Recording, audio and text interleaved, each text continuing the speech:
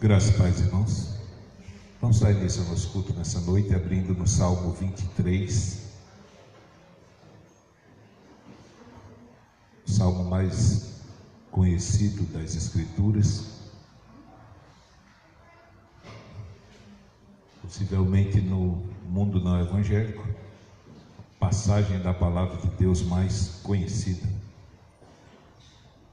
Salmo 23.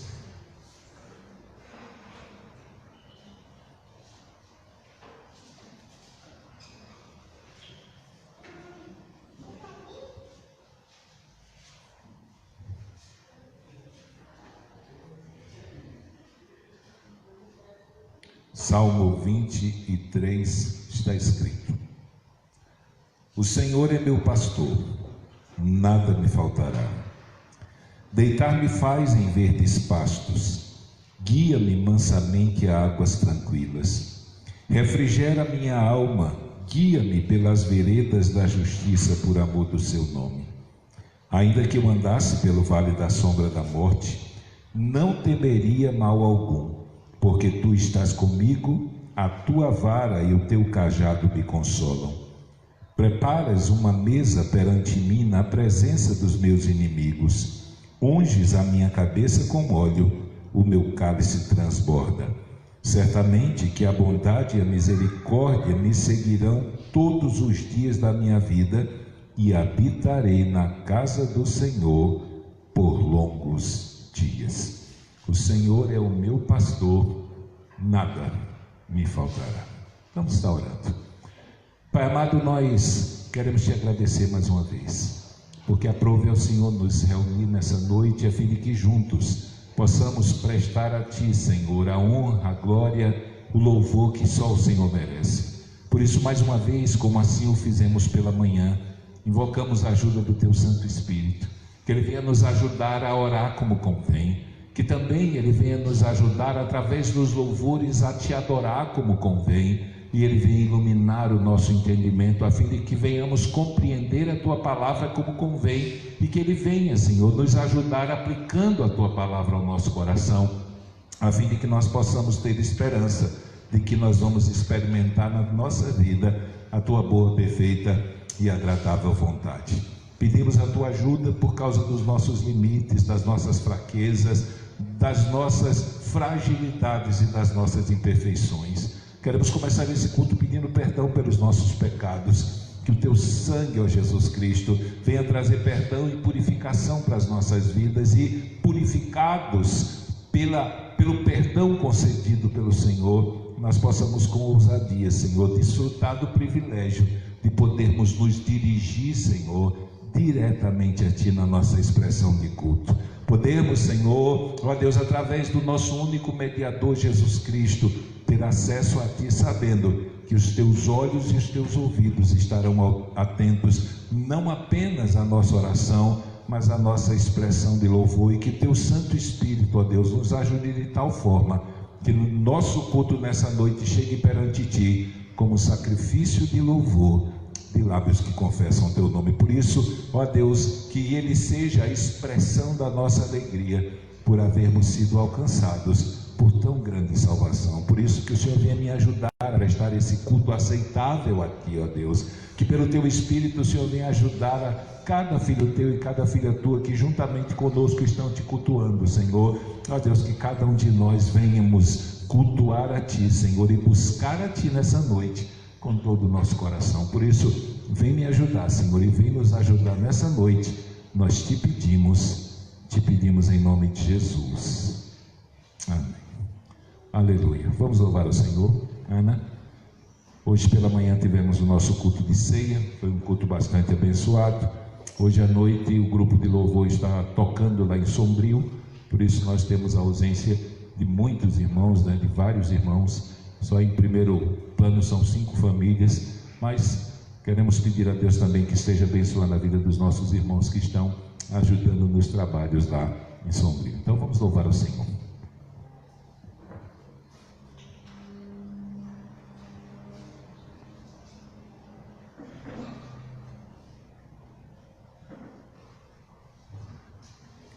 Amém. Saudamos a todos com a paz do Senhor.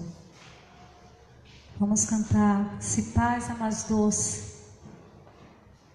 me deres gozar.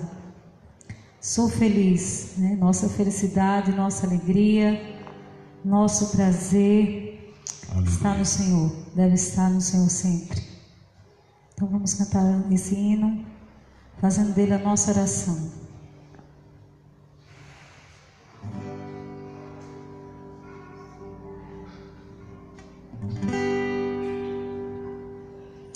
Aleluia. Os irmãos olharam assim porque eu sentei. Quem estava no retiro viu o meu martírio lá nos 3 dias de retiro, com o meu ciático querendo sair do lugar e doendo, né? Não, é só uma precaução. A dor se foi, mas para pegar o peso do microfone ainda, ou do violão ainda está incomodando. Mas vamos louvar ao Senhor.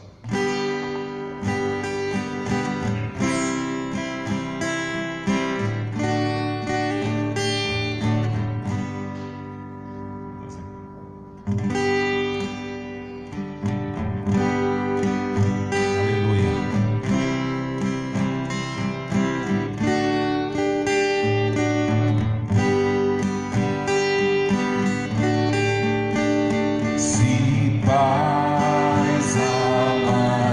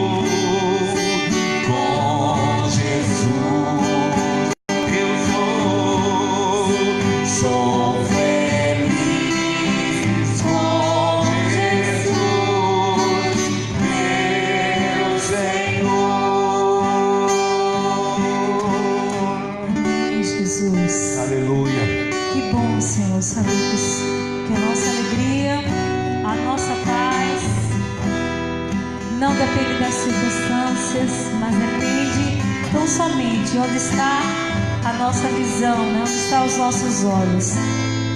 Vamos cantar essa canção ainda. E ela diz uma parte que nós nascemos para adorar o Senhor, pois para te adorar foi que eu nasci.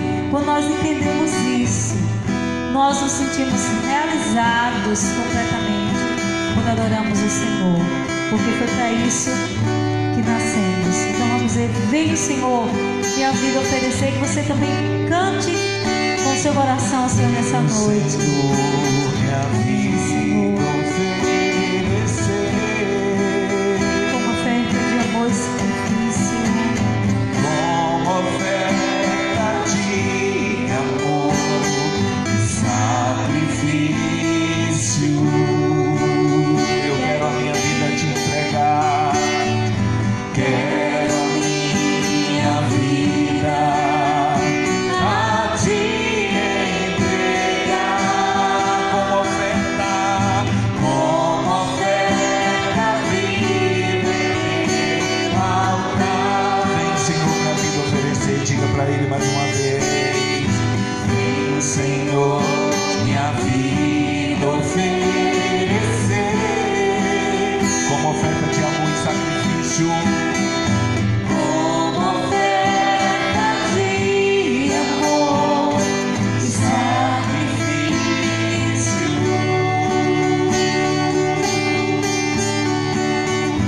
Quero a minha vida A te entregar como oferta viva em teu altar. diga para Ele: pois para te adorar. Pois pra te adorar Foi que eu nasci. foi que eu nasci.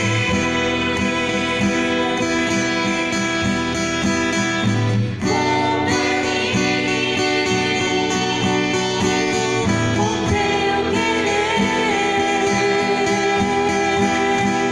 faça o que está em teu coração, E que a cada dia eu queira e que a cada dia eu queira mais e mais estar ao teu lado, Senhor.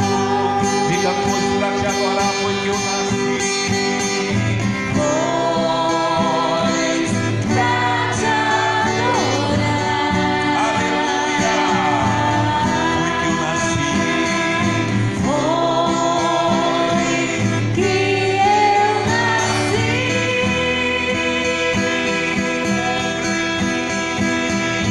Cumpre em mim o teu querer. Faça o que Faça o que está em teu coração, e que a cada dia eu queira mais e mais. e que a cada dia eu queira mais e mais estar ao teu lado, estar ao teu lado, estar ao teu lado, Senhor. Que possa ser o desejo do nosso coração, Senhor, cada dia estar ao lado do Senhor, estar mais perto do Senhor, viver para a sua glória, para o seu louvor, Aleluia. ter suas vestes lavadas, ser lavado, né? Estar mais alvo que a neve. Vamos cantar essa canção. Também acho que do cantor cristão. A Esse sequência. Bendito seja o Cordeiro.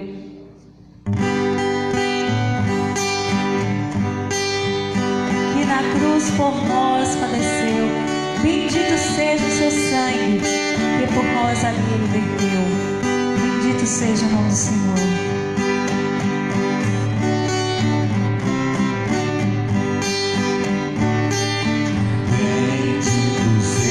Ao Cordeiro que na cruz por nós padeceu, seja bendito seu sangue, que por nós ali ele verteu.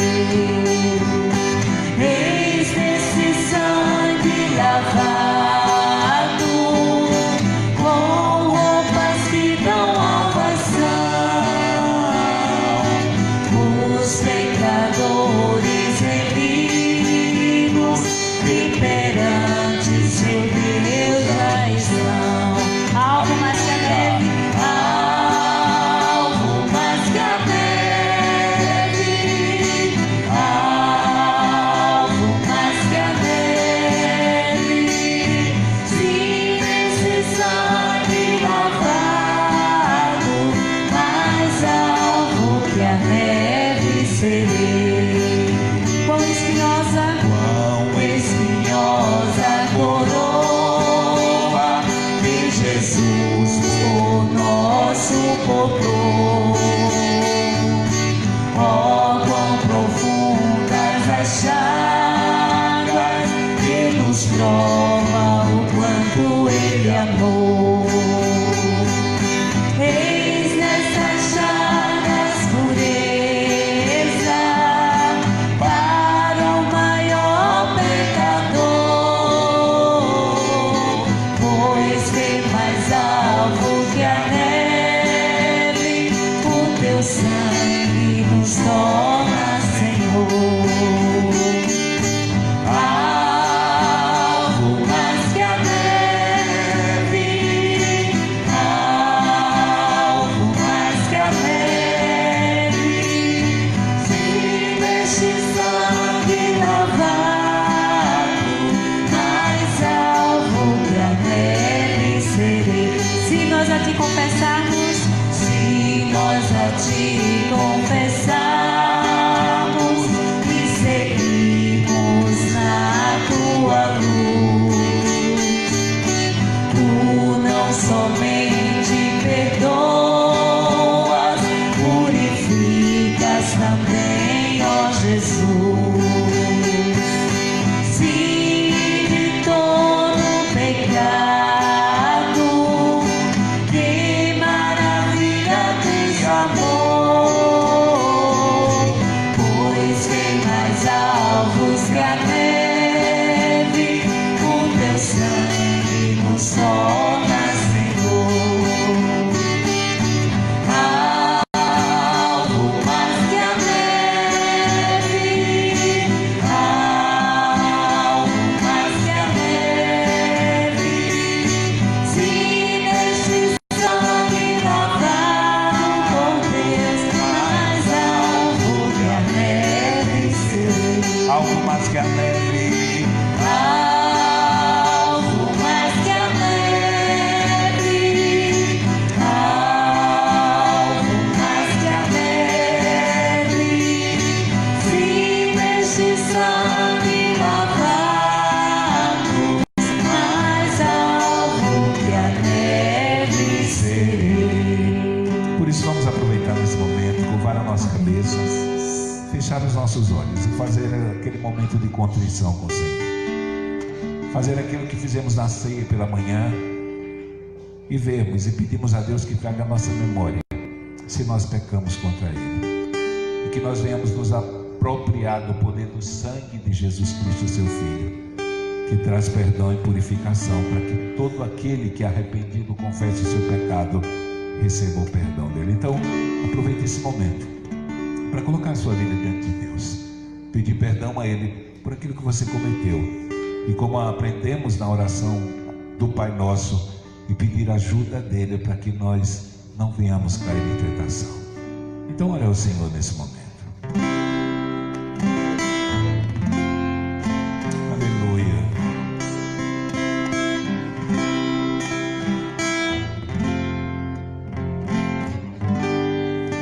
Aleluia.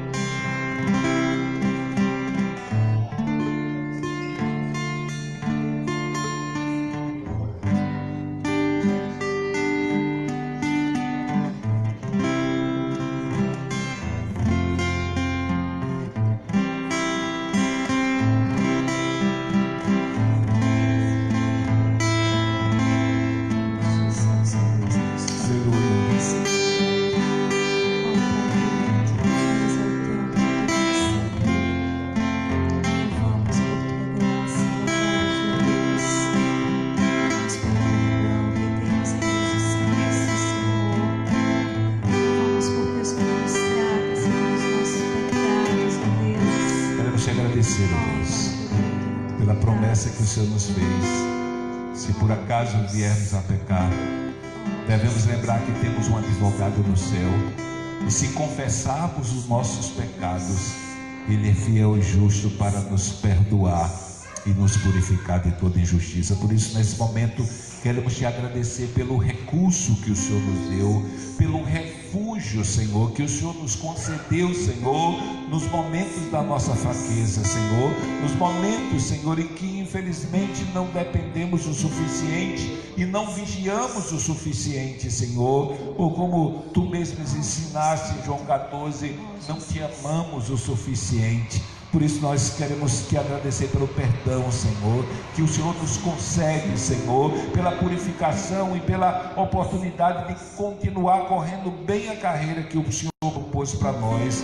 Ó Deus, queremos te agradecer pela tua misericórdia, porque sabemos que esse perdão não é só para esse momento, mas é para todo o curso da carreira que o Senhor nos concedeu, Senhor. Por isso que estejamos continuamente, Senhor, ó Deus, atentos, Senhor, ó Deus, estejamos continuamente vigilantes, Senhor, diante das decisões e das circunstâncias que a vida trouxer contra nós, a fim de decidirmos por Ti, Senhor, ó Deus, porque queremos, Senhor, o máximo possível, Senhor, depois de tudo aquilo que o Senhor fez por nós, te agradar o máximo possível, Senhor, te agradar com a nossa vida, Senhor, ó Deus, te agradar com todo o curso da nossa história. Por isso, vem nos ajudar, Senhor, a expressarmos essa gratidão o tempo todo, Senhor, e que as pessoas possam ver o quanto, como teu povo, nós somos gratos a Ti.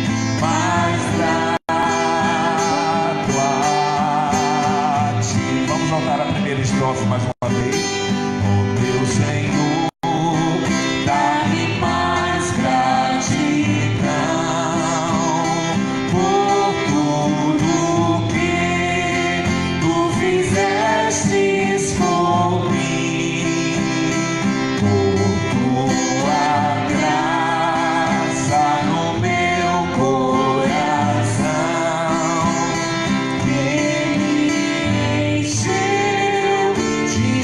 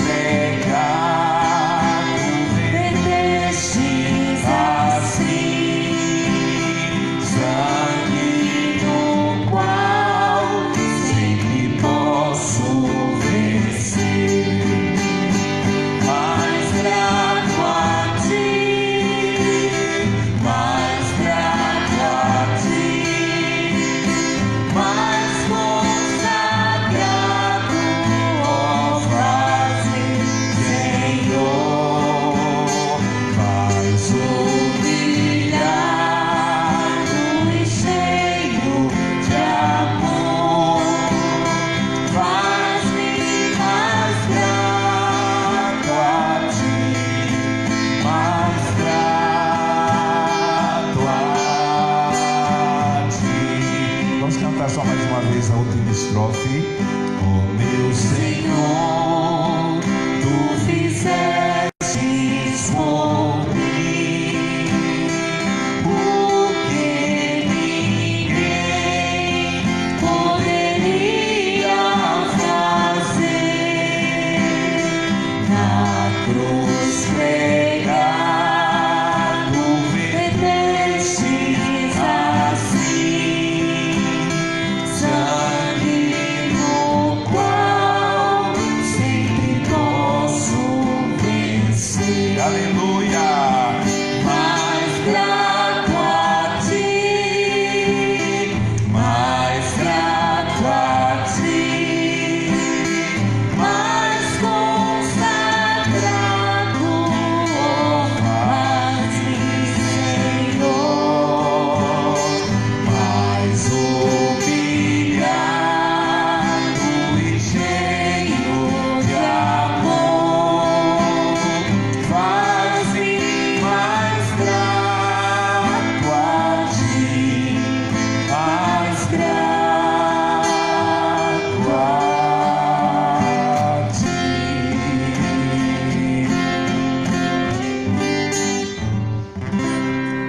Aleluia. Vamos cantar só mais uma canção. Enquanto cantamos, aproveite para cumprimentar seu irmão, agradecer a Deus pela vida dele e por juntos estarmos aqui adorando ao Senhor. E você que trouxe seu dízimo, a sua oferta, pode aproveitar esse momento também para estar ofertando na causa e na obra do Senhor.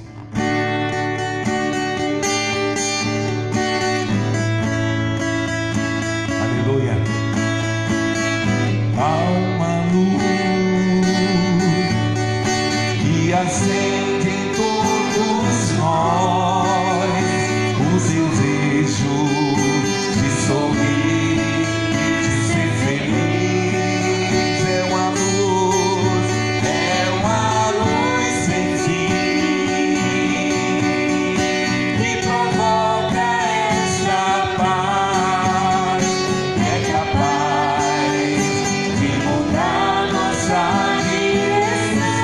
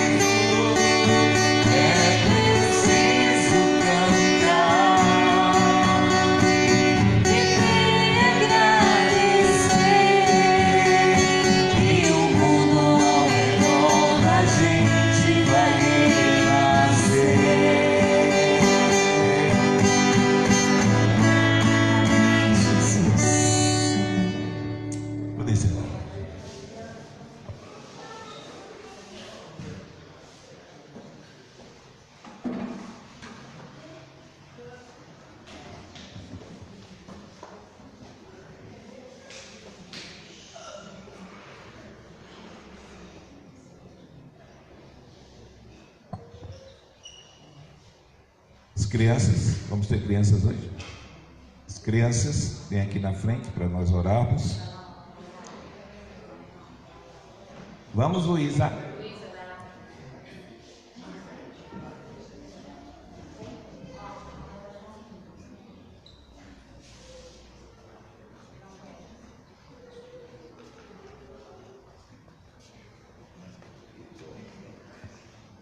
Vamos orar. Pai amado, nós te agradecemos pela vida dos nossos filhos. Tua palavra diz que eles são bênçãos para nós e são heranças que o Senhor nos deu. O Senhor nos instruiu para instruí-los no caminho que eles devem andar. Por isso, ó Deus, nessa parte da salinha, Senhor, que o Senhor esteja ajudando as professoras, Senhor, a também plantarem no coração deles a semente da tua palavra, Senhor, para que ao teu tempo, Senhor, o Senhor ordene e as faça crescer. Por isso, pedimos que o Senhor esteja abençoando a vida deles, Senhor, e a aula deles, Senhor, nessa noite, e também que o Senhor esteja abençoando a nossa vida, Senhor, e o momento que vamos passar diante da tua palavra. Nós assim te pedimos e te agradecemos, em nome de Jesus. Amém. Amém.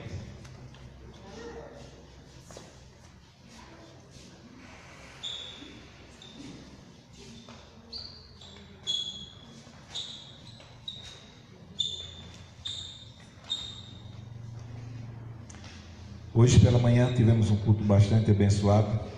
Meditamos numa das doutrinas mais importantes da fé cristã, que é a doutrina da ressurreição dos mortos. A doutrina que traz a esperança ao nosso coração de que nem a morte será capaz de vencer aquele que tem fé em Jesus Cristo, ainda que por um período de tempo, nessa realidade em que nós vivemos ainda, ela possa atingir a nossa vida física, mas nem o nosso corpo físico ela vai conseguir reter eternamente. Quando o Senhor Jesus voltar para buscar o seu povo, Ele ordenará que a morte devolva os corpos que ela ceifou, e aí unidos novamente, natureza física, natureza espiritual, seremos glorificados e estaremos para sempre com o Senhor. Realmente, que quando nós ouvimos testemunhos de pessoas que são missionários em países que perseguem os cristãos, cada vez que nós assistimos aqueles vídeos das missão Portas Abertas e ouvimos o testemunho dos nossos irmãos que moram nesses países, um questionamento muitas vezes vem à nossa mente: como é que eles suportam? E a verdade bíblica, a doutrina bíblica, que é aplicada aos seus corações pelo Espírito Santo, que gera uma esperança tal que nem a morte é capaz de atemorizá-los, é a certeza que eles têm, que ainda que eles venham a morrer fisicamente, a morte não vai retê-los eternamente. Eles vão ressuscitar para encontrar com seu Salvador na sua vinda, a fim de habitar com Ele para sempre. Então foi muito edificante hoje pela manhã nós meditarmos nessas verdades que trazem consolo, trazem conforto à nossa vida, principalmente porque é a certeza da ressurreição dos cristãos para a bem-aventurança e não para o tormento eterno, que faz com que, ou fez com que Paulo pudesse, escrevendo aos Tessalonicenses, dizer que os irmãos não deveriam ficar entristecidos por aqueles que estavam partindo desse mundo no Senhor, porque é um até logo, é um tchau. Se nós cremos de verdade em Jesus Cristo, daqui a pouco estaremos juntos de novo, não por um tempo, mas para toda a eternidade. Hoje à noite eu gostaria que você abrisse a palavra do Senhor na Epístola aos Hebreus, no capítulo 1. Nós vamos ler do versículo 4 até o capítulo 2, versículo 4. Estamos ministrando sobre jejum e oração nas terças-feiras. Estamos terminando a nossa série de estudos sobre oração. Essa semana nós vamos trabalhar 2 orações feitas na Bíblia, para que os irmãos vejam os princípios que foram vistos no modelo de oração que Jesus ensinou, além de outros princípios que devem nortear a nossa vida de oração. E a partir daí nós vamos, nas terças-feiras, dá seguimento ao estudo da Epístola de Paulo aos Hebreus. Então nós vamos dar continuidade ao estudo desse livro, que se tornou tão importante para a igreja primitiva, principalmente para a igreja judaica, para fortalecer a fé do povo judeu convertido, não apenas no fato de Jesus ser o Messias, mas em relação a tudo aquilo que ele veio estabelecer no que diz respeito à aplicação da nova aliança à vida dos crentes. Então, a epístola aos Hebreus poderíamos chamar de um hino de exaltação a Cristo e a sua palavra. Então, o tempo todo ele aponta para Cristo como, se pudéssemos usar o nome sem desmerecer a figura dele, como o único que pode ser chamado de verdade de Eucar. Tirou ele, ninguém mais é digno de receber esse nome. Então a epístola aos Hebreus, ela exalta a Jesus Cristo e a tudo que ele fez como superior a qualquer coisa que eu e você possamos experimentar no curso da nossa vida. Existe um livro no mercado evangélico que eu aconselharia você, se puder, comprar e ler. Ele é imprescindível para o esclarecimento da nossa fé em relação ao cristianismo. E uma das coisas que o livro afirma do primeiro ao último capítulo é que nós que somos cristãos, nós que abraçamos o cristianismo como religião, nós não abraçamos uma religião como as outras, ou um sistema religioso doutrinário como os demais. Quando nos tornamos cristãos, nós abraçamos a verdade. Então nós somos o povo da verdade. O nome do livro é Verdade Absoluta, de Nancy Pearcey.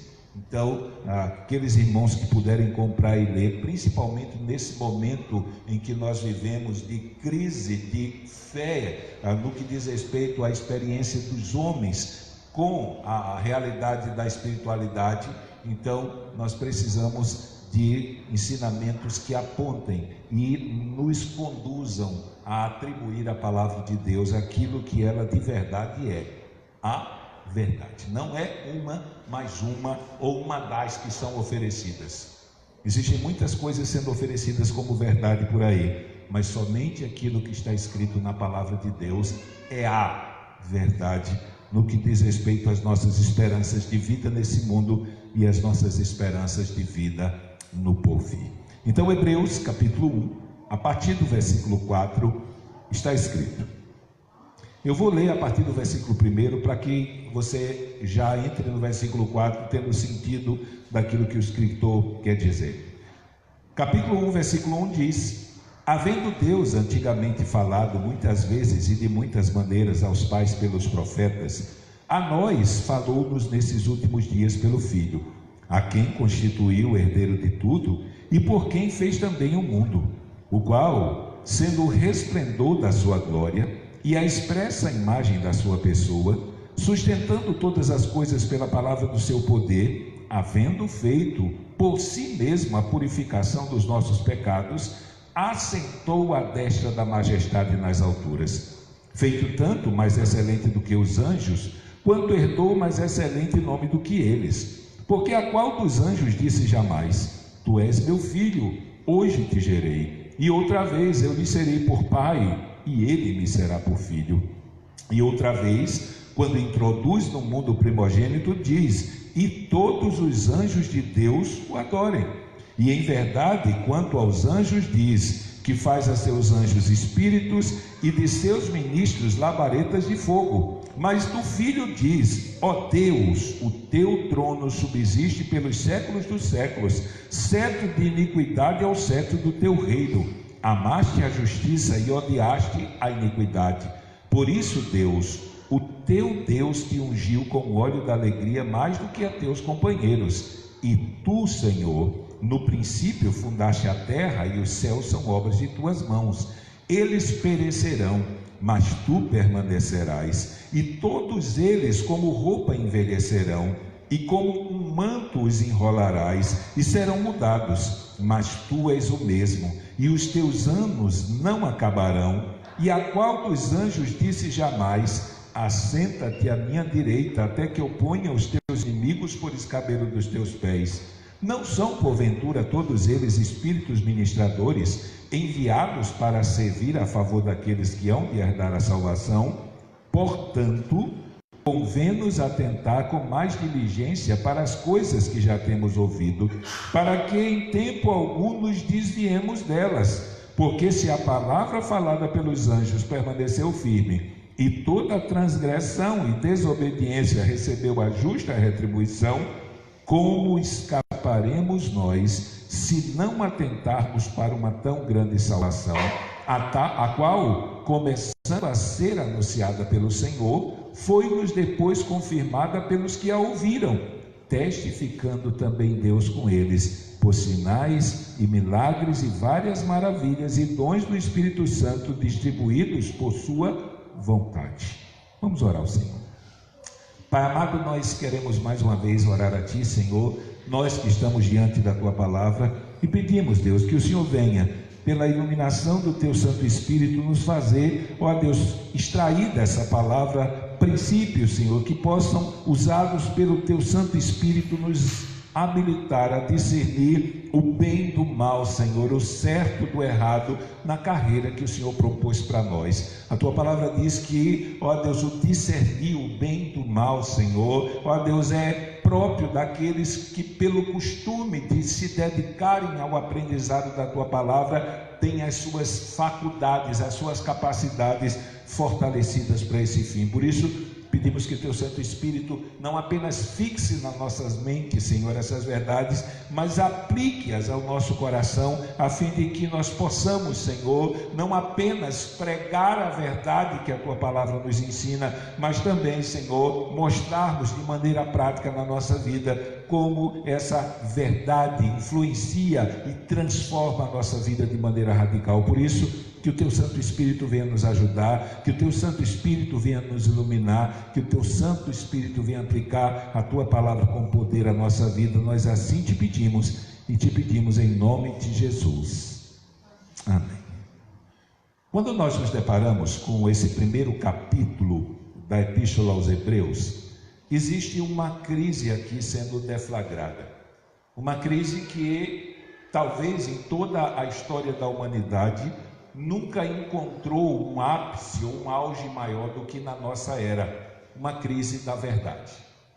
Pergunta é: onde está a verdade? E mais ainda, se pensarmos no aspecto da nossa vida religiosa, de onde nós encontramos a verdade que pode nos conduzir a um bom fim quando partirmos dessa vida para outra realidade? Então, diante de nós temos uma oferta infinita de caminhos que prometem fazer com que aquele que os siga chegue a um bom fim. Nós temos uma quantidade de ofertas muito maior do que aquela que os apóstolos e a igreja tinham na era primitiva. As ofertas deles naquela época eram bem distintas, talvez poderiam ser divididas em duas esferas. Uma oferta monoteísta, que era a oferta da existência de único Deus, tendo o judaísmo naquela época, o islamismo ainda não existia. Então, nesse sentido, a igreja naquela época não tinha tanto problema assim dentro do seu contexto de experiência com a realidade, ou muita dificuldade de rejeitar o politeísmo, mas havia uma pequena quantidade de opções diante do contexto e da velocidade que as informações tinham naquela época. Possivelmente as pessoas iriam lutar em relação à sua fé somente com aquelas religiões que estavam ao redor do lugar que eles habitassem. Diferente de nós, com essa era de informação rápida, onde nós temos a possibilidade de conhecer até a maneira como cultua e crê em termos religiosos povos que vivem praticamente isolados em determinadas regiões da terra. Há dificuldade de ter contato, mas não com seus costumes e culturas. E vez por outra vem essa pergunta na mente de muita gente: Quem dessas milhares de religiões que oferecem caminhos diferentes para que as pessoas encontrem a paz eterna, quem delas está certo? Talvez essa carta seja a resposta que nós tenhamos que dar a todo e qualquer que estiver em dúvida em relação à fé salvadora, à fé religiosa que conduzirá o ser humano à experiência eterna. Aqui nós temos um conflito de um grupo com outro. Nós temos um conflito de uma expressão de fé com outra, que é justamente a expressão de fé cristã com a expressão de fé judaica que infelizmente ainda existe hoje. Essa semana eu estava em casa e nas redes sociais, no grupo de pastores que eu participo, num dos grupos, colaram uma foto do povo judeu enchendo aquela praça ali diante da muralha velha de Jerusalém, no Muro das Lamentações, e eles estavam chorando pelo Messias. Eu achei interessante que um pastor colocou lá embaixo, todo animado, vê que coisa maravilhosa, o povo judeu está chorando pelo Messias, tentando induzir que a reação do povo judeu ao Messias era um prenúncio da segunda vinda de Cristo. Jesus Cristo está voltando. E eu infelizmente tive que dar uma de bombeiro, não é? Eu escrevi embaixo: olha, eles estão chorando ainda pela primeira vinda, não é pela segunda. Eles ainda não acreditam que o Messias veio. Eles não aceitam o Novo Testamento como revelação. Não reconhecem Jesus Cristo como Messias. Eles estavam chorando para que Jesus voltasse pela primeira vez. Só que o Messias já veio, já realizou a obra de Deus que é suficiente para salvar o pecador. E agora ele voltará para julgar aqueles que não creram e para buscar aqueles que o aguardam para a salvação. Parecia uma boa notícia, mas não era, porque não é por causa do Messias que veio que eles estavam chorando, era por causa do Messias imaginário que eles esperam vir. Então aqui nós temos esse conflito que já perdura por cerca de 2000 anos.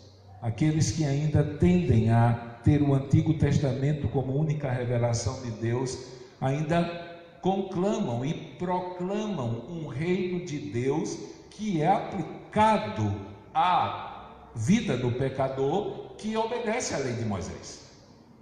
Não existe ainda graça salvadora, não existe ainda misericórdia que se aplica ao pecador, conferindo a ele a vida eterna. Existe um apelo ao esforço humano para que, por intermédio do seu próprio mérito, ele conquiste o favor de Deus e herde a vida eterna. E o livro de Hebreus é escrito para dizer para a igreja: não dê ouvidos a esse apelo. E se não damos ouvido a esse apelo, pensando na pregação judaica aqui que o escritor aos Hebreus está confrontando, nós não vamos dar ouvidos a nenhuma outra religião. Porque existe um princípio que nós, como povo de Deus, cremos, como cristãos bíblicos cremos, que nenhuma outra religião prega.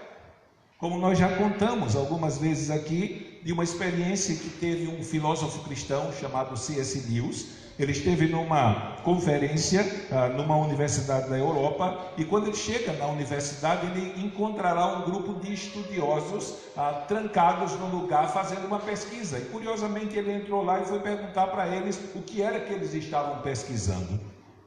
E a resposta foi: eles estavam estudando sobre os princípios chaves das religiões do mundo, porque eles queriam descobrir o que era que o cristianismo tinha, que nenhuma das religiões do mundo tinha, e que fazia com que o cristianismo apelasse a todos os adeptos das demais religiões que se tornassem cristãos se quisessem ser salvos. Então, um grupo de estudiosos estavam reunidos para tentar descobrir qual é o alicerce, o fundamento do cristianismo, que só o cristianismo tem. Na hora que aquele homem começa a dizer isso para C.S. Lewis, C.S. Lewis olha para ele com a cara bem tranquila e diz: mas isso é fácil. E aquele estudioso olhou para ele espantado e perguntou: então o que é? Ele disse: é a graça. Só o cristianismo tem. Todas as religiões do mundo prometem uma salvação que é produto dos seus méritos e dos seus esforços, ou é produto, em algumas exceções, do determinismo absoluto do Deus a que eles cultuam. Mas nenhuma religião do mundo prega uma salvação que Deus concede imerecidamente, gratuitamente e definitivamente ao pecador.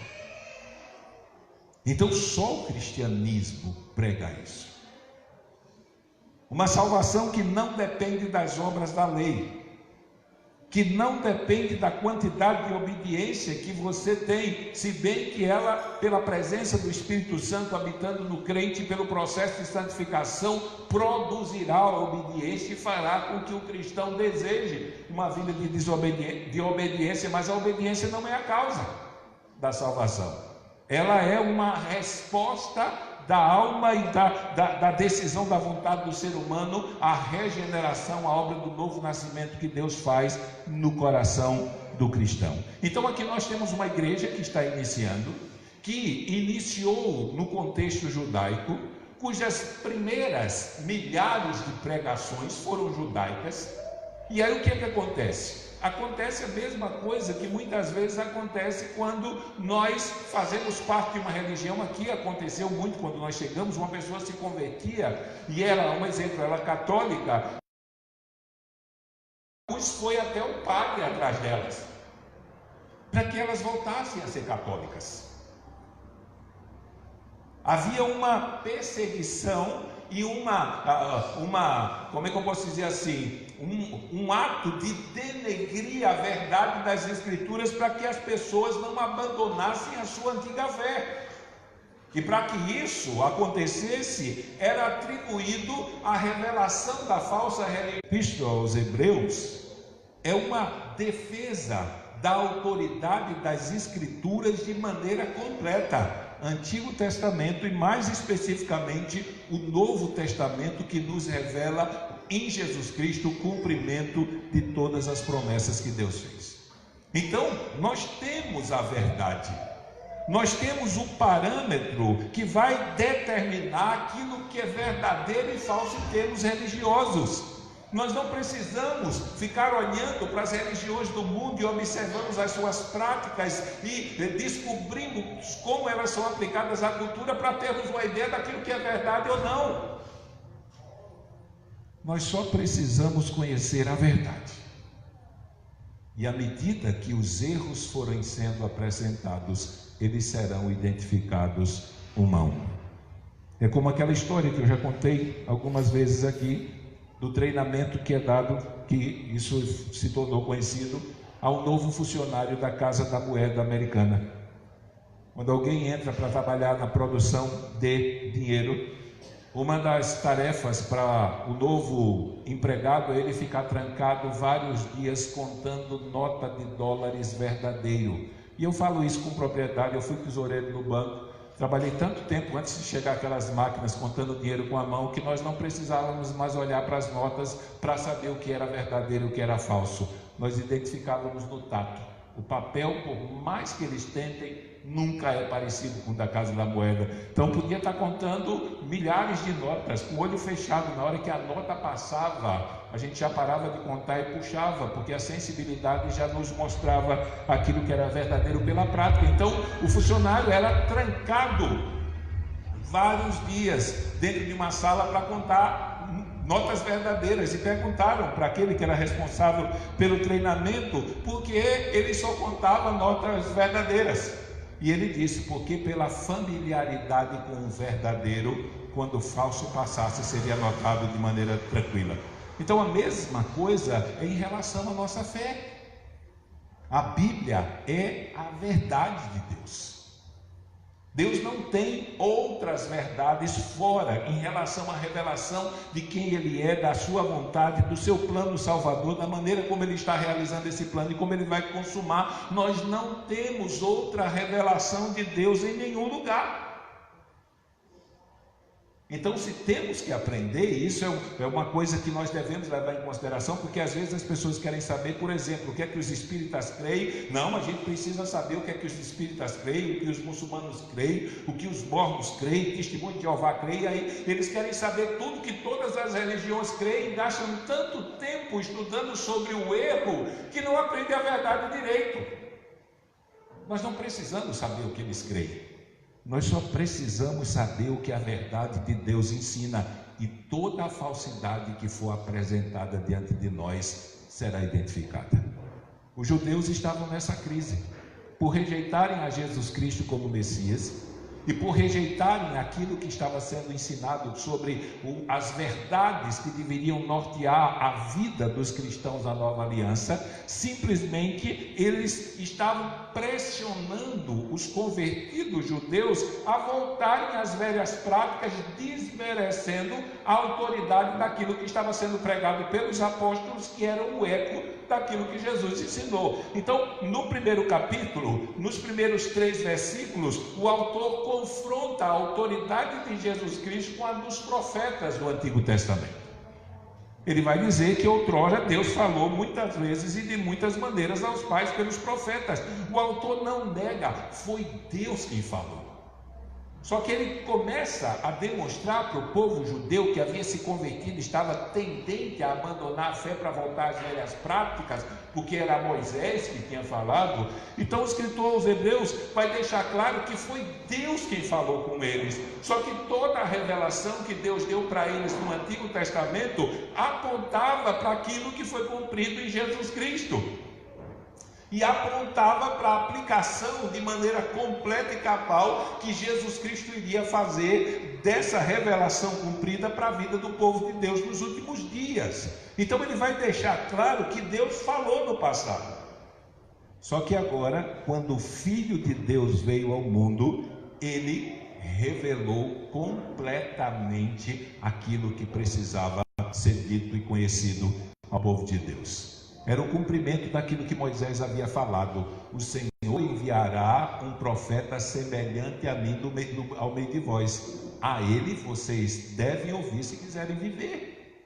Então Jesus Cristo estava transmitindo ao povo judeu aquela mensagem que traria salvação, salvação definitiva e salvação eterna. Só que eles estavam em conflito com isso, porque a sua vida inteira eles haviam sido ensinados que a lei de Moisés era a verdade de Deus. Na lei de Moisés tinha tudo o que eles precisavam, e que a lei de Moisés era a autoridade maior por força do meio que Deus utilizou para trazê-la à existência.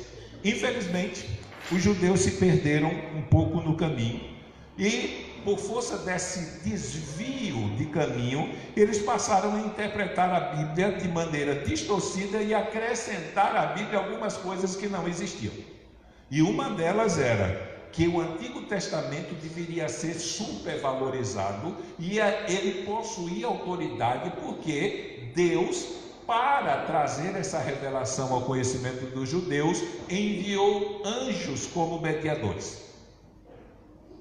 Os judeus acreditavam na época de Cristo que o Antigo Testamento havia sido trazido à existência e escrito por intermédio de revelações que Deus havia trazido por anjos.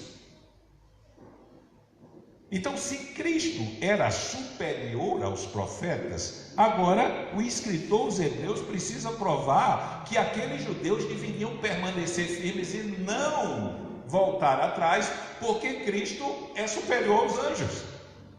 E como alguém que é superior aos anjos, a sua palavra deve ser recebida com mais autoridade e mais atenção do que a dos anjos.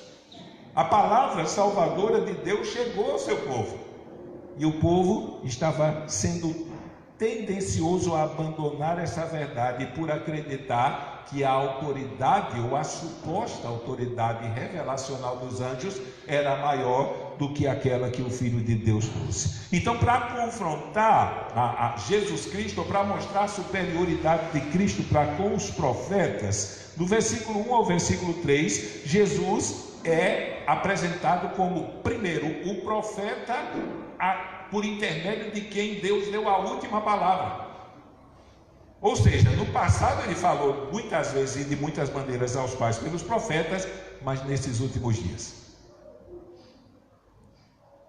a era final havia começado e a revelação completa de Deus havia chegado. Só que ela não chegou por intermédio dos profetas do Antigo Testamento, ela foi apontada por eles, mas ela chegou ao pleno conhecimento por Jesus Cristo, e ela também não foi mediada por anjos, ela veio pelo próprio Filho de Deus. Então Jesus Cristo, do versículo 1 ao 3, é apresentado como profeta, por meio do qual Deus falou, como Criador que fez o universo, como herdeiro de todas as coisas, como representante ou a manifestação de quem Deus é no limite da percepção humana, quando ele diz que ele é o resplendor da sua glória e a expressão exata do seu caráter. Ele é o sustentador de todas as coisas, e ele também, mesmo sendo tudo isso, ele é o sacerdote que trouxe a purificação dos pecados, e é aquele que agora senta à destra da majestade nas alturas e reina governando a história dos homens.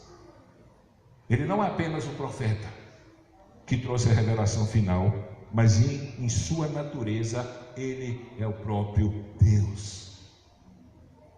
Então os judeus que estavam sendo tentados a abandonar a fé cristã para voltar à fé judaica, eles precisavam pesar se a revelação que tinha mais autoridade era a dos anjos ou a do próprio Deus que veio na pessoa do seu Filho a esse mundo. Então o escritor aos Hebreus agora vai empreender esse esforço para mostrar àqueles que estavam sendo tentados que não valia a pena abandonar o caminho por causa da autoridade daquele que trouxe a revelação. E aí ele vai fazer uma série de comparações em relação a Jesus Cristo e aos anjos, demonstrando que os anjos, eles tinham o seu papel de importância na obra de Deus, eles tinham o seu papel de importância do reino de Deus, eles tinham o seu papel de importância no auxílio ao povo de Deus, mas na questão de revelação da vontade de Deus e da salvação de Deus, aí não. O que o ser humano precisava para encontrar a salvação eterna, ele tinha de maneira completa, de maneira absoluta e de maneira definitiva em Cristo e em seus ensinamentos. Então ele vai se apropriar de um conjunto de salmos que apontavam para a realidade da vinda do Messias e da natureza e do caráter desse Messias, e é se apropriando desses salmos que ele vai demonstrar aos judeus quem Jesus Cristo é e a posição de superioridade que ele ocupa diante dos anjos. Então ele vai começar no versículo 4 dizendo: feito tanto mais excelente do que os anjos, quanto herdou mais excelente nome do que eles. Lembre que Jesus, ele tem um nome que está acima de todo nome, nome sobre o qual todo joelho vai ter que se dobrar e toda língua vai ter que confessar. E quando nós pensamos na expressão do nome na cultura judaica, nós entendemos que o nome carrega a natureza, o caráter e as obras daquele a qual o nome pertence.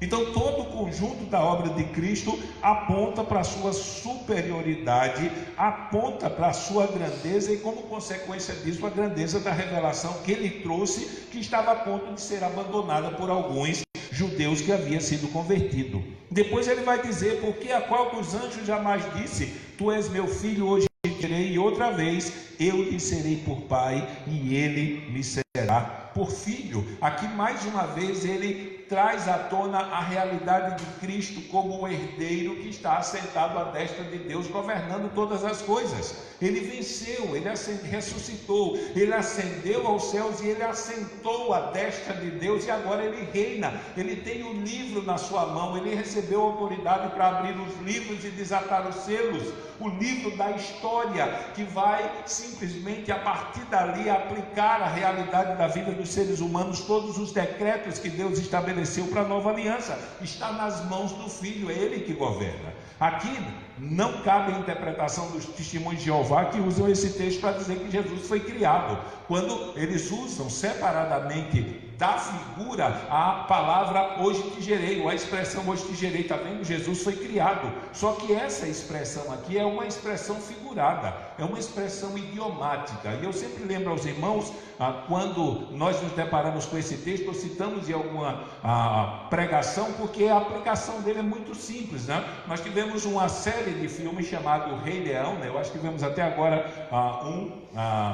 que se não passou, vai passar, alguma coisa desse tipo vai ser lançado. Mas no primeiro livro da trilogia do Rei Leão, o filme começa com o nascimento de Simba, né? o filho do leão rei lá, e aí vai aquele macaquinho macumbeiro para aquela pedra do reino lá, e levanta ele e apresenta a animalzada toda que está lá embaixo. E quando aquele leãozinho bebê é levantado, todos os animais do reino se prostram e se curvam diante dele, reconhecendo que ali está o próximo rei, o herdeiro do reino. Então, quando o escritor aos Hebreus usa essa expressão aqui, ele está usando de maneira figurada, para demonstrar que com a vinda de Jesus Cristo a esse mundo, ou com a consumação da sua obra, agora nós temos uma dificuldade para aplicar isso, mas ele se aplica a Jesus Cristo, e o fato foi consumado.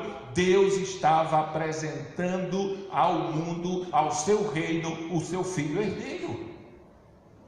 Nenhum anjo foi apresentado como herdeiro do reino de Deus. Nenhum anjo foi apresentado ao mundo como herdeiro do trono de Deus, do trono dos céus. Só Jesus Cristo foi.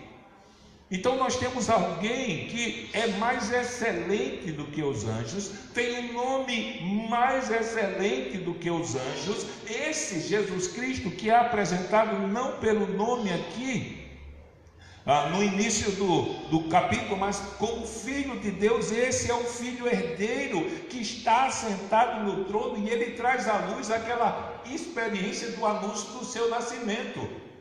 Embora os judeus não acreditassem em Jesus Cristo como Messias, e nem tampouco que aquela criança que nasceu lá em Belém era o Messias, mas o escritor aos Hebreus evoca aquele momento do anúncio do nascimento aos pastores, em que os anjos de Deus apareceram e adoraram e disseram glória a Deus nas alturas, porque Deus trouxe ao mundo aquele que trará paz aos homens. Ele vai dizer mais adiante: e outra vez eu lhe serei por pai e ele me será por filho, no versículo 6. E outra vez, quando introduz no mundo primogênito, diz: e todos os anjos de Deus o adorem. Os próprios anjos reconheceram a superioridade daquele cuja revelação os judeus estavam sendo tentados a rejeitar. Ele vai dizer mais, versículo 7: e em verdade, quanto aos anjos, diz que faz dos seus anjos espíritos. Normalmente, isso aqui é uma citação dos Salmos, é que faz aos seus anjos ventos e a seus ministros labaredas de fogo. Nós até agora não entendemos o porquê ou como o escritor aos Hebreus aplicou, principalmente porque a interpretação original dos Salmos é que Deus faz dos ventos e do fogo seus servos para cumprir os seus propósitos. Isso é o que está lá nos Salmos. Possivelmente ele está trazendo isso à tona para consumar no que ele vai dizer no versículo 14: não são porventura todos eles espíritos ministradores enviados para servir a favor daqueles que hão de herdar a salvação? Então, enquanto o Filho de Deus é Deus em essência, os anjos são criaturas que foram criados para cumprir os propósitos de Deus, como o fogo e o vento, ou qualquer coisa que Deus realizou nessa criação. Então o escritor aos Hebreus começa a fazer essa comparação, a fim de que os cristãos, aqueles que haviam professado fé em Jesus Cristo, e que eram judeus, que eram hebreus, não caíssem na tentação de abandonar a revelação do Evangelho para voltar à lei de Moisés. A lei de Moisés foi palavra de Deus, mas não foi a revelação completa. Ela era, como Paulo diz em Gálatas, um aio que apontava para a necessidade da revelação do Messias e da obra que ele veio realizou. E aí, depois de esboçar todas essas comparações que comprovam a superioridade que Cristo tem em relação aos anjos, e como consequência disso, a superioridade da revelação de Cristo, que não deveria ser abandonada, ele vai aplicar. Lá no retiro nós dizemos, você está lendo uma narrativa ou uma prescrição e você chega num determinado ponto, vem um portanto, por isso, por causa disso e aí por diante. Nesse momento ele encerra a sua argumentação e vai aplicar. A pergunta é, por que os judeus que haviam crido em Cristo não deveriam abandonar a sua fé em Jesus Cristo? Não deveriam desprezar a revelação do Filho de Deus para crer em outra revelação? E essa aplicação é para qualquer oferta que for feita tentando nos seduzir, nos fazendo abandonar a fé cristã para seguir outro caminho religioso ou um não caminho religioso. A parte da revelação de Jesus Cristo contida na sua palavra, a parte da mensagem do Evangelho e daquilo que tanto os Evangelhos como o Novo Testamento ensinam acerca da salvação de Deus, qualquer oferta que nos for feita em termos religiosos para tentar nos fazer desacreditar no Evangelho e abandonar a carreira que Deus propôs para nós deve ser rejeitada. Talvez nós poderíamos pensar nesse primeiro capítulo como aquele sinal amarelo diante daquele que conduz o carro num sinal de movimento grande. É um perigo muito grande você forçar a travessia. O escritor aos Hebreus vai dizer para aqueles que estavam sendo tentados pelos falsos mestres, que estavam ensinando que era possível encontrar perdão de pecados e salvação nos sacrifícios judaicos depois do sacrifício de Cristo ter sido consumado. O escritor vai começar dizendo, olha, não cometam a loucura de abandonar a fé em Jesus Cristo e a fé no Evangelho de Jesus Cristo por qualquer outra oferta doutrinária religiosa que pareça atraente e mais ainda, pareça mais liberal. Não façam isso.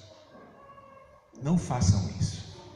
Na revelação que Deus trouxe através do seu Filho, Deus trouxe a conhecimento tudo que um ser humano pecador precisa, quer seja judeu ou não judeu, para receber a vida eterna e viver na esperança de habitar com o seu Criador para todo sempre.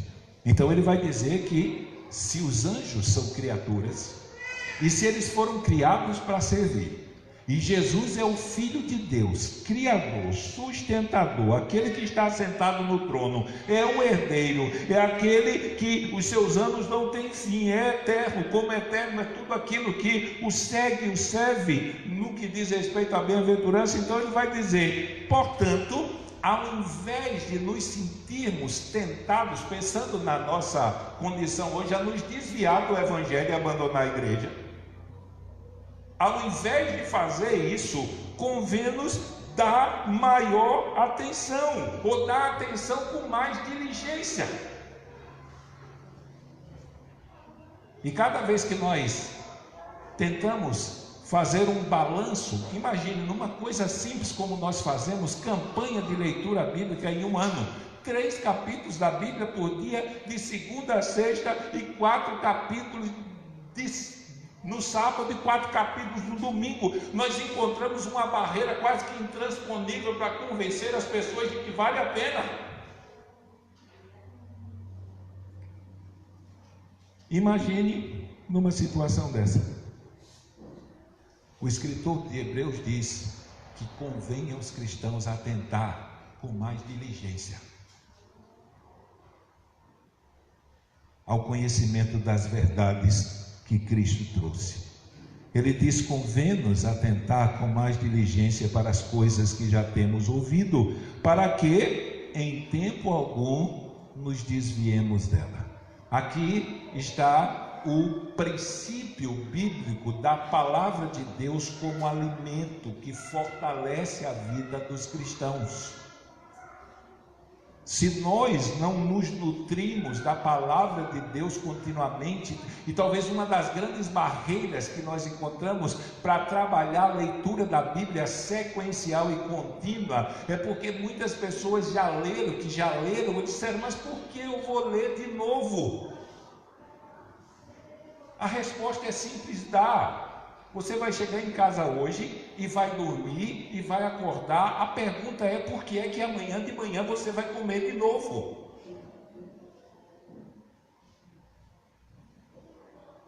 É pão e café de novo, com ovo, com queijo.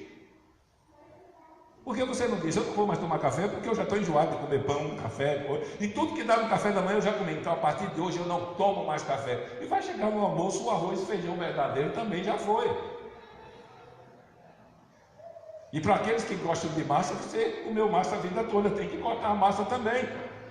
E alguém pode dizer, graças a Deus pela lanchonete. Gente, o que você já comeu de pizza, de X, de torre de batata, ou seja lá o que for, já é suficiente para você dizer, eu enjoei também, não vou comer mais porque eu já comi. Então o princípio é o mesmo.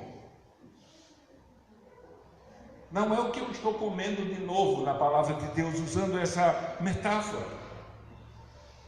É o fato de que se eu me alimento continuamente dessa verdade, eu serei fortalecido.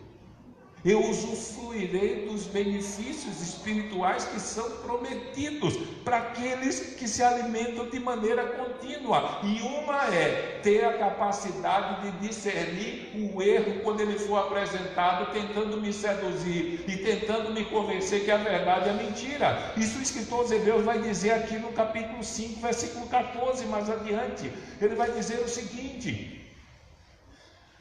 No 5,14, mais o mantimento sólido é para os perfeitos ou os maduros, os quais, em razão do costume, têm os seus sentidos exercitados para discernir tanto o bem como o mal. Costume de quê? De não negligenciar com o aprendizado da palavra de Deus de maneira sequencial e contínua.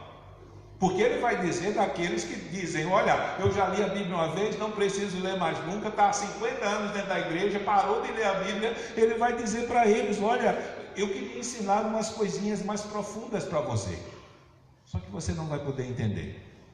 E não é porque não é compreensível o que eu quero ensinar, é porque você foi negligente em aprender a palavra de Deus de maneira sequencial e contínua. E o escritor dos Hebreus vai dizer, você já tem tempo dentro da igreja de estar ensinando aos novos que estão entrando, mas por causa da negligência de vocês, torna-se necessário que vocês voltem para a classe de discipulado, para aprender o ABC da fé cristã. Então, no que diz respeito à revelação de Deus na sua palavra, no que diz respeito à revelação completa de Deus que nos foi dada pelo seu Filho e pelos apóstolos e por aqueles que foram inspirados pelo Espírito Santo para escrever as Escrituras, convém para nós atentar com mais diligência para as coisas que temos ouvido, e ele vai dizer o motivo. E aí você tem que fazer aquilo que o pessoal chama de psicologia inversa, né? Alguma coisa desse tipo aí. Se eu não entender direito psicologia inversa, me perdoe, eu escuto muito isso de vez em quando no meio da juventude. Mas, o que é que ele está dizendo? Que se eu não atentar com mais diligência para essas verdades, se eu não me esforçar para que essas verdades estejam continuamente na minha mente, no meu coração, renovando o meu entendimento e aí por diante, eu vou me desviar da fé. Eu vou me desviar da fé. Para nós que somos pastores e sempre estamos aqui na frente, uma das coisas que nós falamos muito para os irmãos é que nós sabemos quando uma pessoa que vem visitar a igreja, ela vai permanecer. É quando ela vem uma vez, duas vezes, três vezes, senta no mesmo lugar. Então, se alguém vem uma, duas, três vezes e ele senta no mesmo lugar, é um dos motivos pelos quais nós sabemos quando a igreja está cheia. Quem faltou é porque a gente olha para o lugar e vê que ele não está lá. Mas quando uma pessoa dessa começa a mudar de banco da frente para trás, olha, exceto que a vaca vai para o brejo.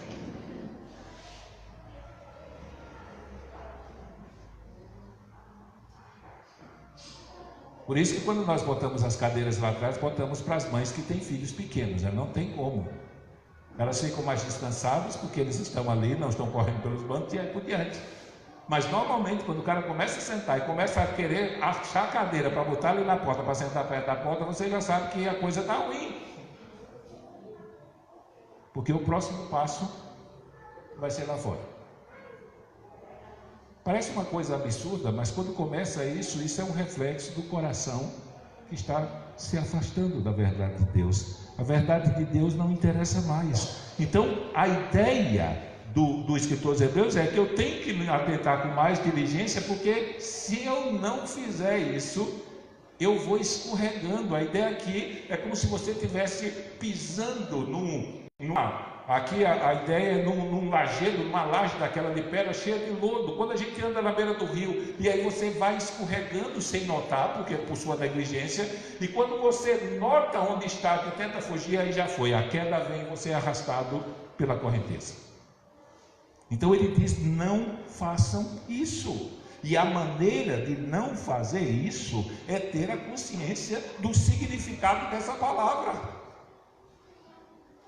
Nós somos o povo que tem a verdade de Deus comunicada a nós. Nós temos o povo que temos acesso à verdade de Deus. Talvez você diga: mas todo mundo tem, pastor, porque está vendendo aí nas livrarias, supermercado e aí por diante. A Bíblia é o livro mais lido do mundo e mais vendido do mundo. Só que nós temos uma diferença do mundo. E é muito comum nós ouvirmos isso de novos convertidos. Eles já chegam para a gente e dizem: olha, ele se converte hoje, para a semana, no domingo seguinte ele já vem com a Bíblia aberta e diz: olha, na outra semana eu lia o que estava escrito aqui, não entendia nada, mas de domingo para cá parece que eu olho as palavras saltas, eu entendo tudo. Não é só ter a letra. Nós somos o povo de Deus e sabemos o que aquilo que está escrito significa. É a palavra de Deus. É a revelação completa de Deus. Então, o primeiro capítulo e o início do segundo é um apelo para que aqueles crentes não abandonem a sua fé. E o tempo todo o escritor aos Hebreus vai fazer isso. Ele ensina uma verdade e diz: olha, convém-nos atentar com mais diligência. Ele ensina outra verdade e diz: vocês têm que manter firme a confissão de vocês. Porque a pressão para nós abandonarmos o caminho é muito grande.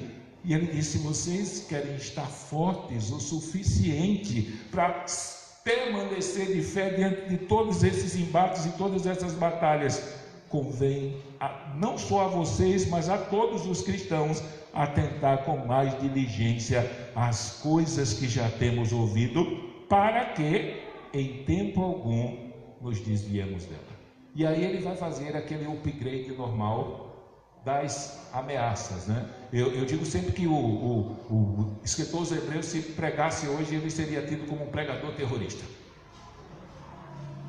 Porque ele, depois de ensinar uma verdade e desafiar o crente a permanecer firme na sua jornada, ele diz: olha, eu tenho uma notícia péssima. Abandone a caminhada para você ver qual é o fim que você vai ter. Então ele se volta para aqueles crentes que estão sendo tentados a se desviar e diz para eles: olha, eu quero dizer para vocês que vocês devem prestar atenção no privilégio que Deus deu de vocês terem a revelação completa deles na mão de vocês. Por que motivo? Ele vai dizer isso pensando no judeu. O judeu estava dizendo que a revelação do Antigo Testamento era o top, era maior e tudo mais, e a do Filho deveria ser deixado de lado, porque ele na verdade era um impostor, era um Messias mentiroso, ele não era um Messias. Eles tinham que voltar para Moisés e acreditar que o que Moisés mandou fazer era suficiente para trazer perdão, purificação e salvação para eles. Então ele vai dizer: porque se a palavra falada pelos anjos, veja bem, ele não está, isso é um problema de interpretação bíblica, ele não está concordando com os judeus que diziam que a revelação foi mediada por anjos, tá? Que não foi. Nós estamos lendo agora o Antigo Testamento, passamos de novo pelo Pentateuco. Deus trouxe a revelação da lei diretamente para Moisés, não teve anjo no caminho. Mas ele está pegando, ou como a gente diz aqui, está dando uma de bobo. Sabe Paulo dizendo, que não foi Paulo que escreveu Hebreus, mas fiz-me de tolo para com os tolos? Ele deu uma de tolo aqui. Olha, já que vocês acreditam que a palavra foi mediada por anjos, então preste atenção no que aconteceu com aqueles que desobedeceram a palavra mediada pelos anjos. E lembre-se que anjos são criaturas de Deus que foram criadas somente para servir. E vocês estão pensando em abandonar a revelação que foi trazida pelo Filho de Deus, que é o Criador de todas as coisas, e não apenas criou, que sustenta. Aquele que, para que eu compreenda dentro do meu limite quem Deus é, eu tenho que olhar para Ele. E esse Filho de Deus, que é Deus como Deus é, foi Ele que veio a esse mundo e se ofereceu como sacrifício pelos nossos pecados, para que eu e você, pela fé nele, pudéssemos ter o pecado perdoado e purificado e recebêssemos a vida eterna de maneira definitiva, gratuita e merecida. Então, se Deus pega a revelação que foi dada e mediada por uma criatura e foi capaz de castigar vocês por toda a antiga aliança, imagine o que Ele vai fazer se vocês rejeitarem do Filho dele. Então Ele vai dizer, não desviem, não troquem a verdade de Deus por outra verdade que está sendo oferecida por aí em nome dele, ainda que ela em parte tenha sido trazida por Ele. Em parte porque Deus trouxe toda, mas havia um propósito lá atrás. Imagine aquelas que não foi Deus que trouxe. Vai lá para o Joseph Smith da vida, nos mormos, ou um anjo moroni qualquer trouxe uma revelação. Na verdade a gente sabe a história, não foi anjo nenhum, mas uma revelação trazida para aqueles livrinhos lá do Charles Russell, do Testemunho de Jeová, ou de um Allan Kardec lá do Espiritismo. Você vai trocar a revelação dada por Jesus Cristo por a revelação desses falsos anjos e desses falsos enviados por Deus? O escritor Hebreus diz, não façam isso. Se na revelação parcial que Deus deu no Antigo Testamento Ele foi capaz de castigar quem não deu ouvidos a ela, imagine quando Ele pegar quem virar as costas para a revelação do seu Filho. Então Ele vai dizer, porque se a palavra falada pelos anjos permaneceu firme, e toda a transgressão e desobediência recebeu a justa retribuição. Quem está fazendo a leitura bíblica vê como é. Na verdade, como pastor, eu só consigo enxergar o sofrimento de Moisés e de Josué. Mas nós não podemos negar que o povo de Israel sofreu muito por causa da sua desobediência. Quando Deus punia, não era 1, 2, 3 não, né? Em alguns casos foi, como no caso de Acã com a sua família e mais outros, mas era 12 mil, morreu 24 mil. E aí o fogo vinha consumindo e eles tinham que prestar sacrifício de interceder, porque já tinha consumido não sei quantos mil. Então quando a ira de Deus se revelava, era algo fora do comum. E muita gente morreu.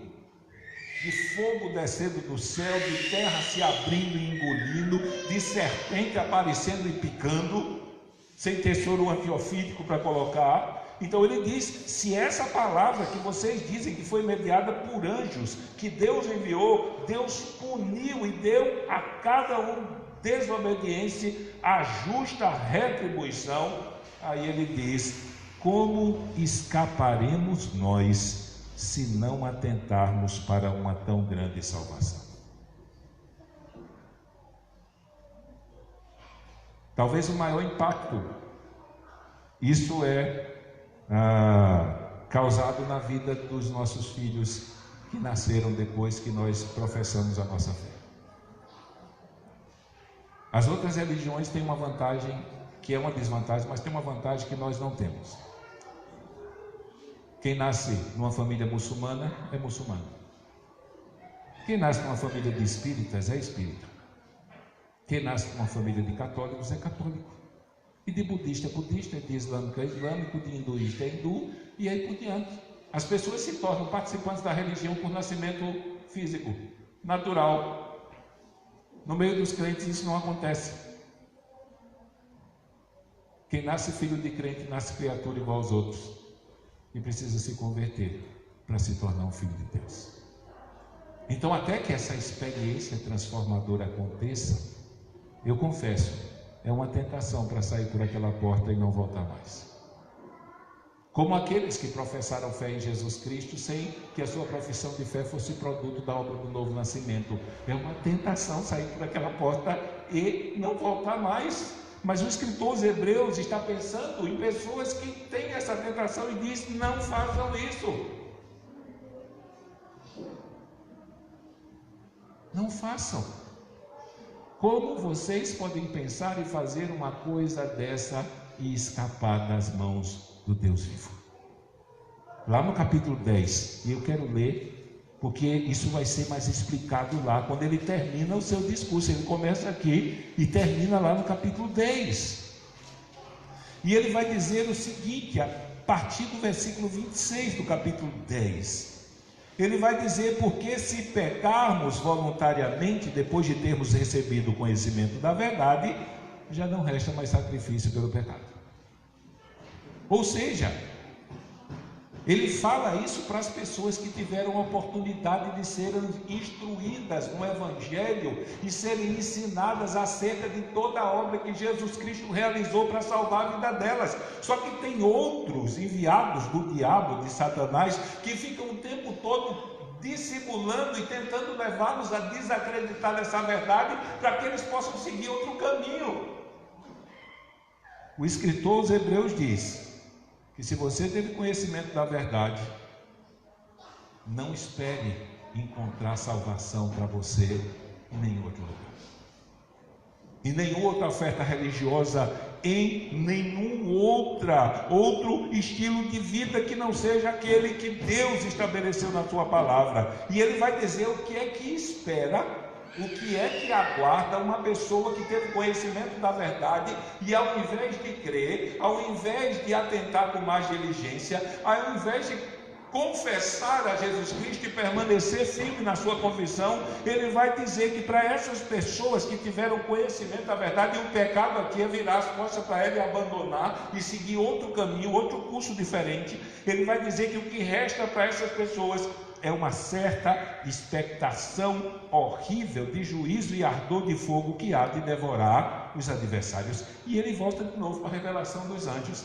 Se alguém desobedecesse à lei, ele era punido, bastava 2 ou 3 testemunhas, dependendo do pecado que ele cometeu, a sentença era a morte. E ele vai deixar claro que a sentença que será aplicada para aquele que rejeitar o Filho de Deus é a morte eterna. No 2 ele vai dizer: de quanto maior castigo vocês julgam ser merecedor, quem não atentar com mais diligência a essa verdade. E aqui ele vai dizer no versículo 29: de quanto maior castigo cuidais vós, será merecedor. E ele vai aplicar, gente. Ele vai dizer o que uma pessoa que foi informada pelo Evangelho acerca da obra que Cristo fez para salvá-la e simplesmente diz: olha, eu não quero esse Jesus, não preciso entregar minha vida a Cristo e eu vou seguir meu próprio caminho. O escritor dos Hebreus, ele está dizendo que essa pessoa está pisando em Jesus Cristo, dizendo para ele que o sangue que ele derramou na cruz para salvá-lo, para ele não vale nada, e que todo o esforço que Deus fez para tornar conhecido a ele o seu caminho através dessa revelação, por intermédio da inspiração do Espírito Santo, não significa absolutamente nada para ele. E aí no verso 30 ele vai dizer: horrenda coisa é cair nas mãos do Deus vivo. Ou, como é dito em outra feita, terrível coisa é cair nas mãos do Deus irado. Deus nos deu um privilégio. Por intermédio de um período de tempo de 1600 anos, ele separa 40 homens. E o Espírito Santo guia esses homens para escrever somente aquilo que Deus queria que se tornasse conhecido a nós. Verdades essas que, se conhecidas e compreendidas pela iluminação do Espírito Santo, conduzem um pecador à salvação e à vida eterna. Deus ordena ao seu povo que espalhe essa notícia pelo mundo, que espalhem o conhecimento dessa verdade em todos os recantos da terra, em todas as nações. Milhões e milhões de pessoas tiveram o privilégio de terem acesso a essa verdade, de serem informadas acerca dessa obra de Cristo, foram confrontadas à necessidade de confessarem Jesus Cristo como Salvador das suas vidas e entregarem a sua vida a Ele para servi-lo em gratidão por toda essa obra maravilhosa que Ele fez, e simplesmente elas disseram não.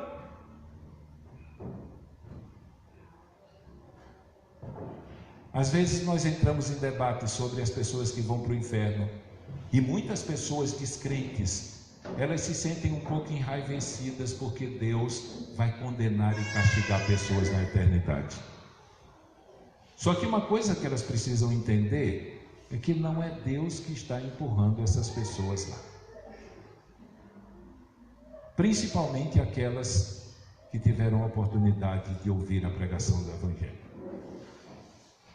Não foi Deus que empurrou, foi elas que pularam lá, por rejeitarem a revelação final que o Filho de Deus trouxe. Nessa noite nós não podemos falar diretamente para elas. Talvez nos assistindo pelas redes sociais agora, sempre temos um grupo de pessoas que varia entre 80, 100, 150 pessoas que acompanham os nossos cultos de domingo e culto semanal. Muitos não são convertidos ainda, então eles precisam crer, eles precisam entender que é somente por intermédio de Jesus Cristo, da obra que Ele realizou e de acordo com a revelação que Ele fez na sua palavra, que a nossa fé deve ser estabelecida, a fim de que nós possamos viver e desfrutar dessa certeza e dessa esperança que transcende a realidade da nossa vida aqui.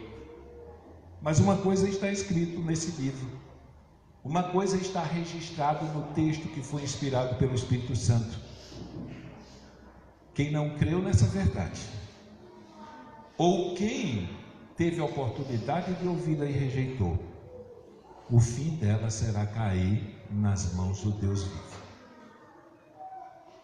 E a experiência é tipificada como fogo, ardor, tribulação, angústia, ranger de dente, que vai aguardar todos aqueles que nascerem, viverem e morrerem sem entregar de verdade a sua vida a Jesus Cristo. Para nós o que resta é nos depararmos com aquela tentação. Aquela tentação. Eu estou aqui, mas quando eu tiver tal idade eu vou abandonar. Quando eu chegar naquele ponto que eu arrumar meu emprego e tiver condições de manter a minha vida, eu vou ir embora de casa e vou aproveitar a vida. E vai cair nas mãos do Deus irado quando a sua vida terminar. O escritor aos Hebreus diz: não faça essa loucura. Confesse a Jesus Cristo como seu Salvador. Permaneça firme nessa confissão. Se esforce para dia a dia você conhecer mais e mais aquilo que Ele nos ensina na sua palavra como princípio de vida, a fim de que você não seja enganado pelos falsos enviados pelo diabo, que o tempo todo estão batendo na sua consciência, tentando dizer para você: você está perdendo o seu tempo aí. Não faça isso. Não faça. Não negligencie com a leitura das Escrituras. Não negligencie com o aprendizado da verdade, porque se fizer isso, quando você menos espera, ainda que você não programe, você não precisa sair pelaquela porta, você será arrastado para lá. Então nós vamos orar, vamos pedir a Deus que nos ajude, porque o tempo todo nós estamos sendo bombardeados, e mais ainda, não é? Por falsas religiões fora e por falsas religiões que batem a nossa porta dizendo que são evangelhos, ensinando outras doutrinas dizendo que são de Deus. Nós não podemos aceitar essas coisas, não podemos nos deixar seduzir por isso, porque nós só temos uma verdade de Deus nesse mundo, e essa verdade está registrada nesse livro. Qualquer outra que vier a parte dele deve ser rejeitada. E eu devo trilhar todo o curso da minha vida sobre aquilo que está escrito na Bíblia Sagrada. Então vamos orar. Vamos pedir a Deus que nos ajude a dar a devida atenção, a dar o devido valor, a ter o devido respeito e o devido amor pela sua palavra.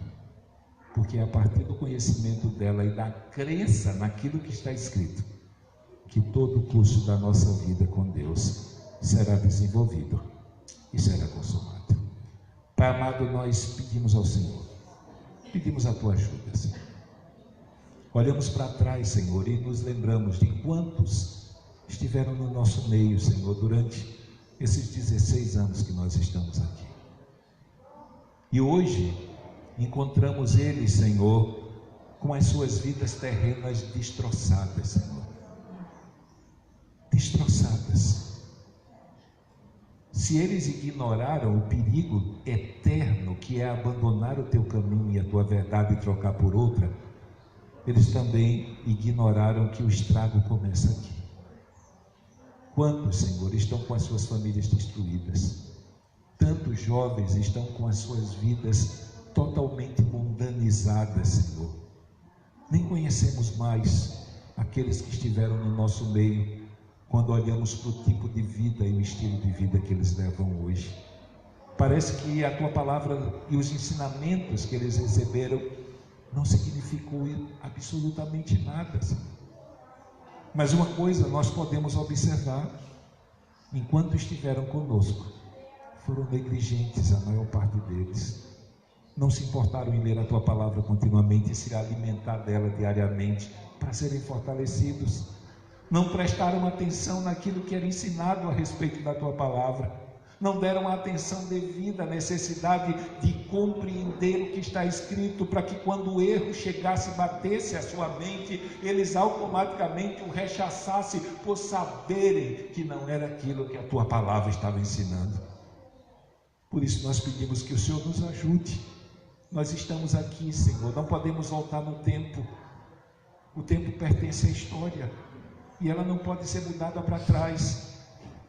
Mas o Senhor pode fazer com que a nossa vida seja diferente, Senhor. E se preciso for, daqui a 16 anos podemos olhar para trás e notar que nenhum dos que estão aqui nesse momento na caminhada se perderam, e outros foram agregados, Senhor, e outros foram acrescentados, e também não se perderam, Senhor. Não escorregaram e quando menos esperaram foram arrastados pela correnteza do mundo. Ó Deus, não permita, Senhor, que essas coisas aconteçam mais no nosso meio. Não permita que essas coisas aconteçam conosco. Porque se abandonarmos a carreira, Senhor, que o Senhor propôs, a nossa vida será apodrecida aqui, e o nosso fim será terrível no porvir. Por isso, que o Senhor ajude a cada um de nós, que o teu Santo Espírito esteja operando essa obra de convencimento, e que nós venhamos abraçar a ideia de que fazemos parte do cristianismo sobre o qual a tua verdade, Senhor, a verdade de Deus foi estabelecida. Por isso, que o Senhor me ajude a permanecer firme na fé. Como a tua palavra diz, aquele que pensa que está de pé, tenha cuidado para não cair. Mas nós sabemos, Deus, que durante todo o curso da nossa caminhada, a rocha da tua palavra é aquela que irá nos sustentar nos momentos difíceis, Senhor. Por isso, que o Senhor venha ajudar a minha vida e ajudar os teus filhos, e que o Senhor nos leve para casa pensando seriamente nisso. Nós te pedimos em nome de Jesus. Amém? Só lembrando aos irmãos, terça-feira teremos culto de doutrina. Estaremos terminando os nossos estudos sobre oração. Iremos trabalhar 2 orações na Bíblia para mostrar como os princípios que devem nortear e reger a nossa oração devem ser aplicados na nossa vida de oração. 2 orações bíblicas respondidas por Deus. Então nós vamos trabalhar isso. E domingo pela manhã e domingo à noite teremos culto. Domingo pela manhã, culto de oração. Domingo à noite, culto de adoração. Mais 2 coisas. Primeiro, queremos uma reunião sábado à noite com os jovens, né? Já deveríamos ter começado os nossos cultos do sábado, então sábado à noite nós queremos uma reunião com os jovens. Vocês podem ir lá para casa, como vocês fazem, né? A gente faz uma jantinha para vocês lá e a gente vai discutir os cultos, como serão feitos agora no sábado à noite, e aí nós vamos trabalhar isso. E durante a semana nós vamos estar enviando uma mensagem para o pessoal da diretoria. Vamos ver um horário que vai dar certo para todo mundo e nós vamos marcar uma reunião para discutirmos o que nós vamos fazer esse ano, algumas coisas que foram sugeridas, algumas coisas que estamos pensando em mudar um pouco.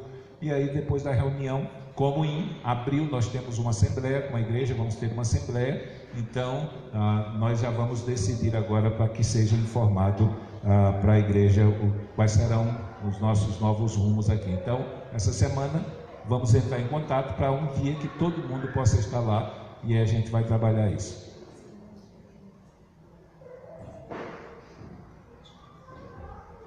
A gente recebeu uma informação, então a gente vai marcar para outro dia a reunião com os jovens, possivelmente para outra semana. Então, sábado não vamos ter, porque eu fui informado que vai haver um empecilho aí. Então, nós conversamos com os jovens depois. E com a diretoria nós vamos mandar um recado para ver se todos podem estar na data que nós estamos pensando aqui. Então, vamos ficar de pé, cumprimente seu irmão e até terça-feira, se Deus assim o permitir, 19h30.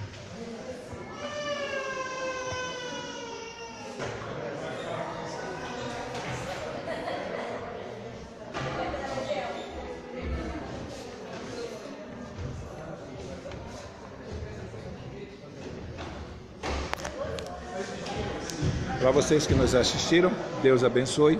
Até terça-feira às 19h30, se Deus assim o permitir.